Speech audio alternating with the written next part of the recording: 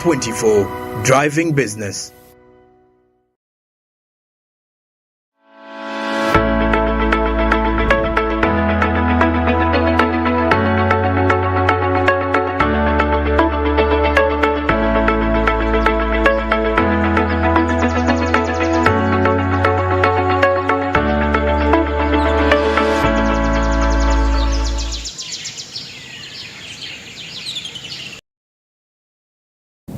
We'll be back from the break. It's 2 minutes past 8. You're still watching Mmeans Business, your daily Kickstarter. I'm Andrew Barigi with Masi Katsime here to drive your business this actual morning. Well, at this time now we're heading straight to our business tips and quotes, and we realized that it's quite very important for a young and vibrant entrepreneur to be inspired. Because in most cases, what really leads to majority of the businesses actually to not move further. It's not because you didn't really do what it takes. You actually did what it takes to for them to be there. But the challenge is that you lacked motivation, and it was a mindset issue. And most of these tips and quotes, they are written by people out of their experience. It's not head knowledge. Masi, you can claim a quote out of, because you read it somewhere. But if you claim a quote out of what you've experienced, but you're like, according to what I've experienced, looks like such and such will happen and will be the result when if you do such and such a thing, because you've experienced it. Now that's the aspect about these quotes. They're inspirations of people's experiences, and those are people that any business person would look up to, and so let's take a look at the business tips and quotes. But of course, before we get there, don't forget to trade the markets on the Zabo platform, which are going to be opening in just a few minutes from now. Now, for you to be a part of this, *292# is the USSD code, which will enable you to actually be a part. Now, you'll be availed with quite lots of options of buying government bonds as securities for just as little as 15,000 Ghana shillings. But of course, like I say, you can choose to invest more than 15,000. But Zabo says come with 15,000 and life will be okay. Now, the market's open at 8:15. Closing at 3:15 p.m. Effective Monday up to Friday, except on the weekends and the public holidays when you can access these markets. But at least despite all that, you have the rest of the days of the week, Monday up to Friday, to capitalize and make quite some huge profits for yourself. And life will be made much more easy. And this is one of the ways you can actually earn yourself a side income. Now, Zabo simply says, my money, my future. And All Texas Africa says, do something new. Now let's have our business tips and quotes.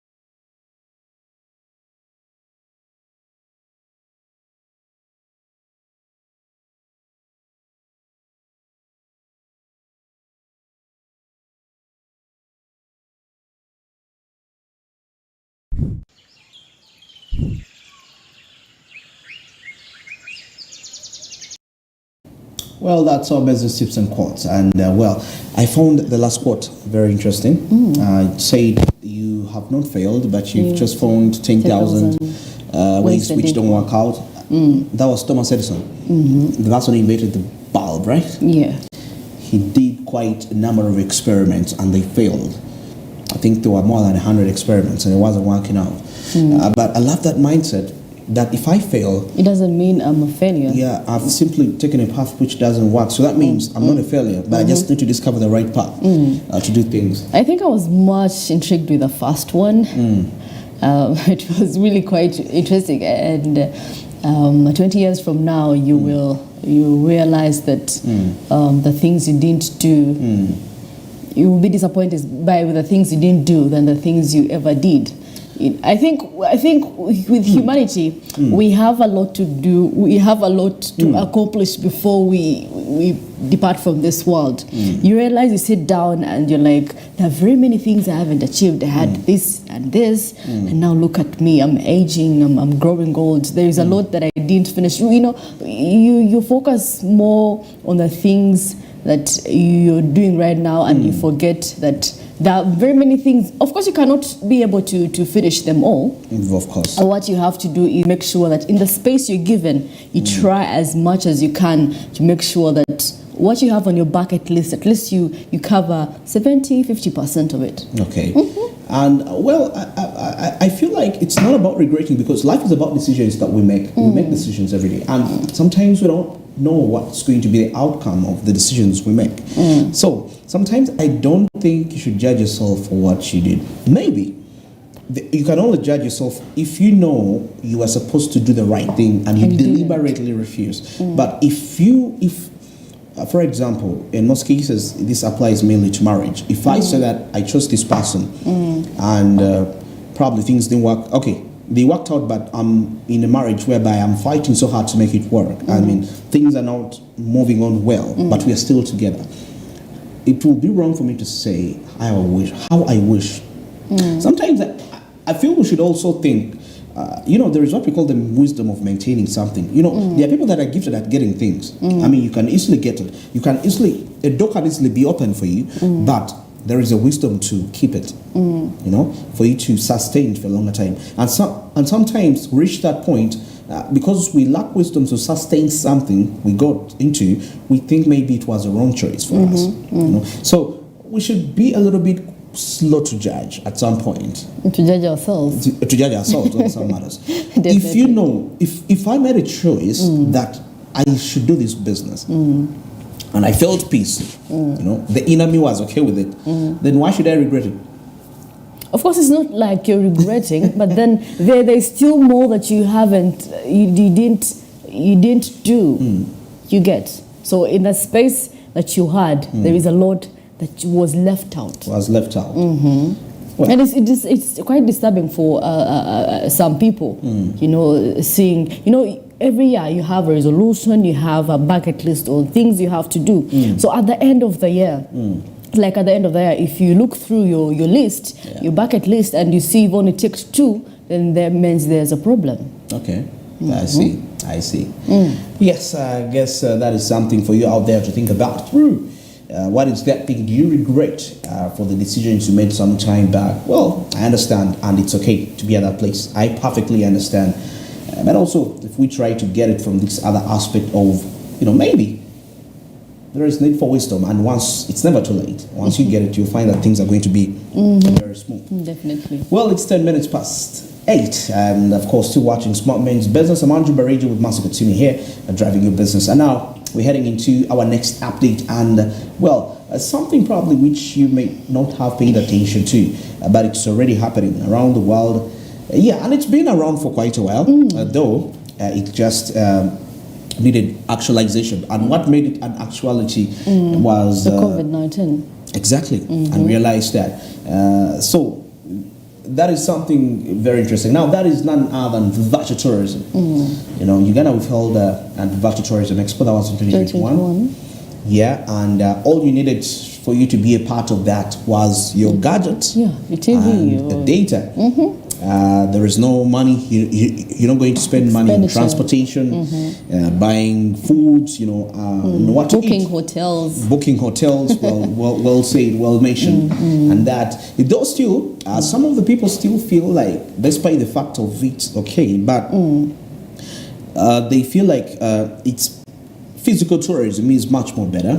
Because you get to feel the reality. You feel it. You touch it. You touch it. You smell it. You smell it. And but recently, with new upgrades in technology, they are trying to make it to a point that they can manipulate the smell. They can manipulate an environment.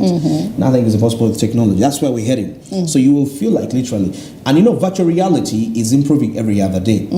For example, currently you see video games we play. If you compare the video games we used to play 20 years back, and as you compare them to the ones today they have a reality aspect to them. So the same technology that is being applied there is also going to be applied to the virtual reality world. That you seem to see people as avatars. In other words, as sort of animations. You see things for what really they are. Literally, you are there, and now the only left space is manipulating the environment, the atmosphere. Well, yeah, that's how far technology is going. Now, today we're looking at virtual tourism and getting to understand how has it really been operating out for Africa.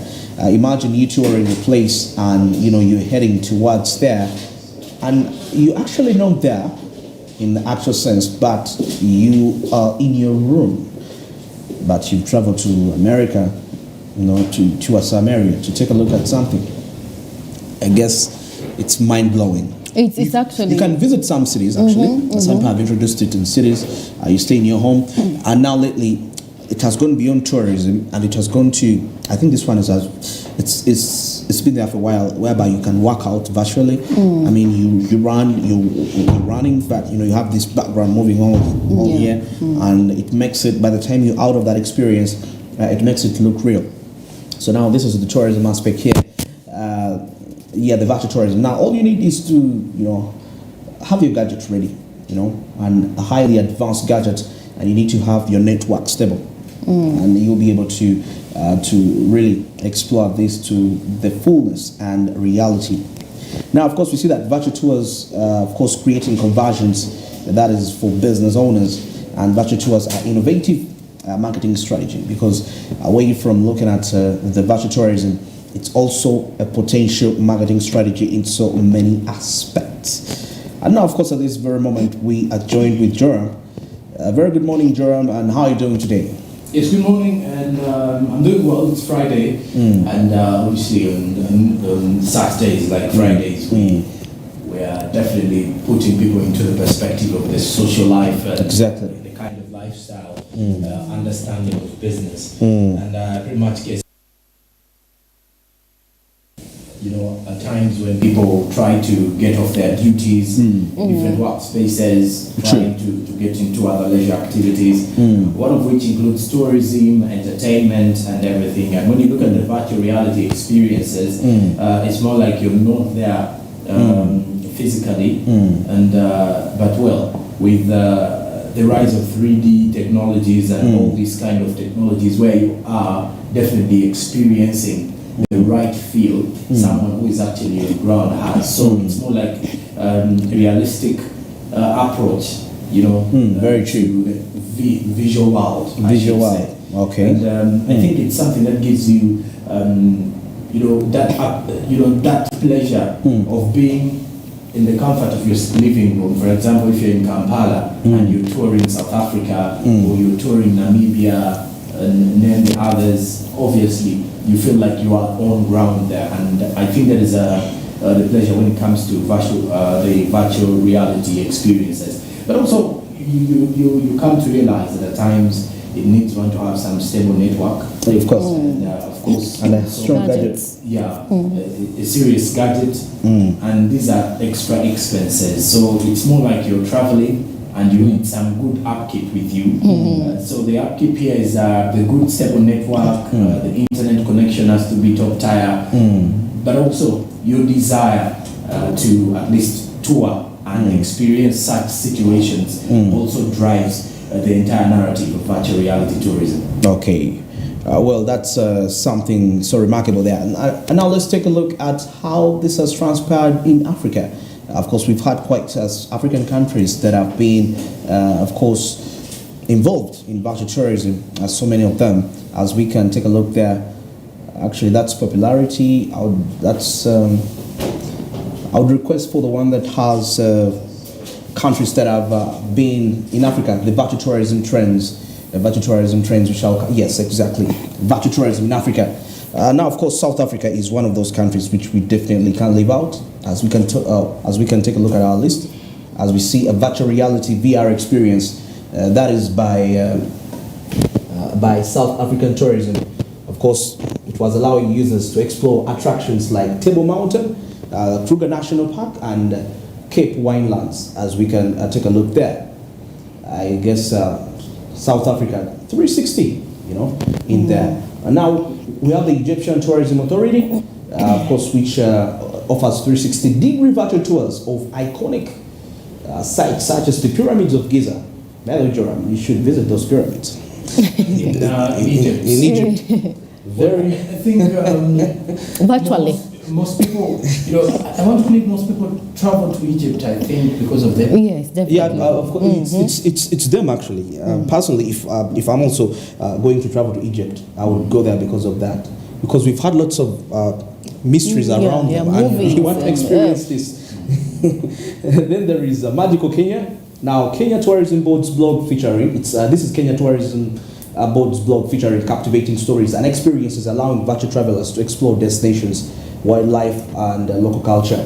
And then there is the Namibia Tourism Board, which showcases visually stunning content that is on social media, highlighting landscapes, wildlife encounters, and adventure activities. That is in Namibia. Namibia is one of the greatest tour destinations one would ought to do and to actually look out for. Namibia. Their landscape and their kind of environment is really appealing. It does look like you're on an island, I should say. And the population in there is not too, it's not too high. And surprisingly though, with Namibia, simply because at least you look at it, it's under the sub-Saharan situation, one may think it is a dry country or something. Very true. But when you look at, that their landscapes, very attractive. And it's more like a South Africa, but this one is a more composed South Africa. And I think I would feel Namibia is a very good country that someone would opt to go and check a look. Yeah, it's a rare country which people talk about. You'll never hear issues, instabilities or something coming out of there. And such countries really, it's like, if I digress a little bit, if you look at Switzerland, a very calm country. Actually, they say there is no police, but very interesting when it comes to tourism. And it seems like countries which have the best tourism, there is one attribute: peace. Peace in definitely. It has to be Peaceful. peaceful. And I don't know whether Uganda. You wouldn't start traveling, going for tourism in Sudan. Definitely, you'd have some bullets swinging. The security instabilities have just started. But in the past. Yeah. But of course, we've also seen, it's not the first time, we've seen foreigners who have been hurt in this country. Yeah. There was an Indian that was murdered in Mabira some time back. I think it was 2008. Well, when you look at some of these encounters, or what you could call such cases, the good thing to note is the fact that most of them haven't been so severe, or should I say so consistent. And not a thing to worry about. The other related issues that have actually pushed most tourists out of the country. Other tourists who are actually saying they will never visit Uganda. They pass the anti-gay bill. So those are some of the issues. And then there are also those others maybe who have got weird bad experiences. Robbery, theft. To experience, yes. But those are few. Most of them do come through. At times you'll never know which tourist has come and which tourist has left. But because news normally trends when it's a bad side. It's a bad side. Definitely. That's when it's hot news. And the tourist dies.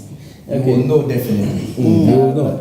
Because it takes time for us to get to know such scenarios. But of course, there are some other case scenarios that normally happen. Of course, but like we've mentioned, security indeed. Security is something very key.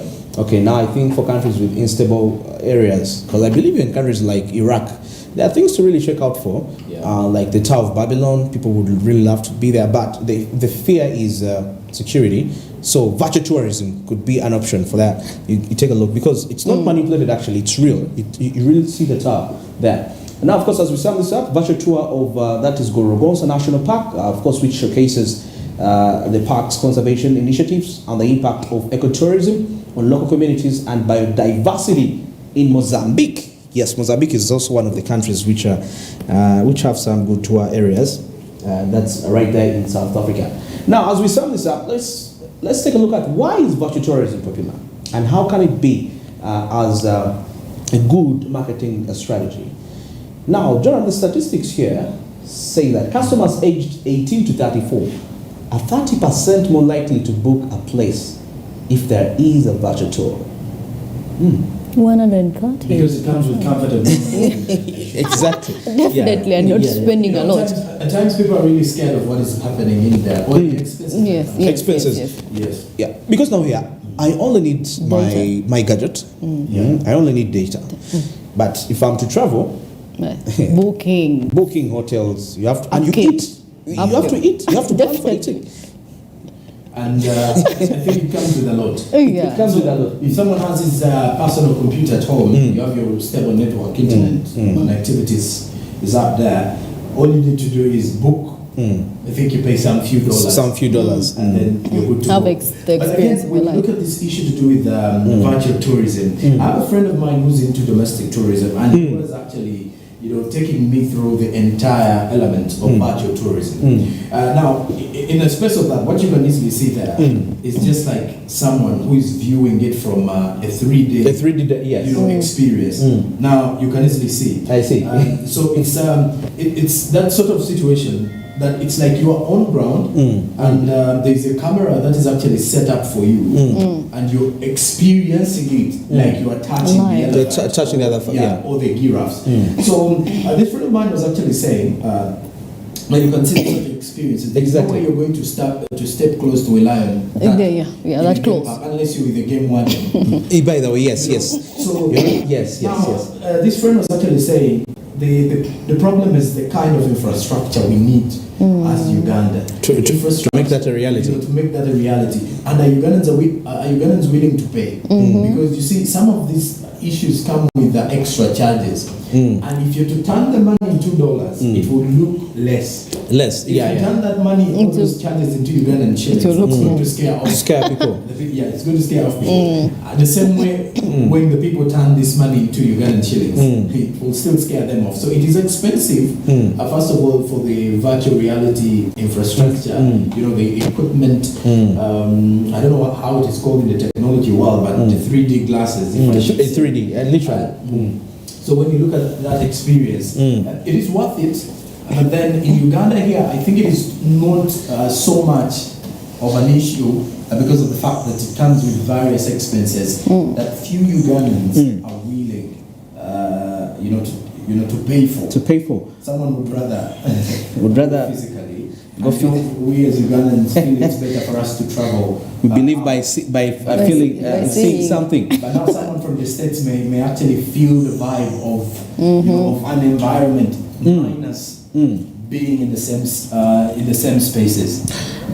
Actually, I remember we had a virtual tourism expo in 2021, and the time of was Africa. That's okay. Of course, as compared to the previous years when we tried to host one, I think COVID actually made it. That's why actually we don't yet have statistics of its financial value yet, because it's not being made a reality as much as being something that we recognize as part of life yet. Not until COVID-19 happened, and it's still under testing, and still the tourists that we getting coming to our country, Uganda, doing it physically.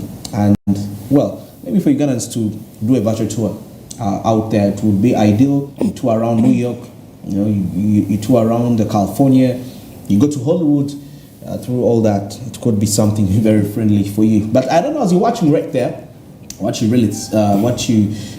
your opinion regarding virtual tourism or the tourism authorities in the country? How far have we gone in terms of trying this out in our country, Uganda? I guess it's a big deal, and we could, of course, whites may not be ideal, as we've said. For them, they prefer being in a place physically. It's just a nature issue. But for Ugandan, I believe it would be okay, and this virtual tourism would be very profitable for African nations actually to tour America, places which you may you have to pay a lot of money to get there.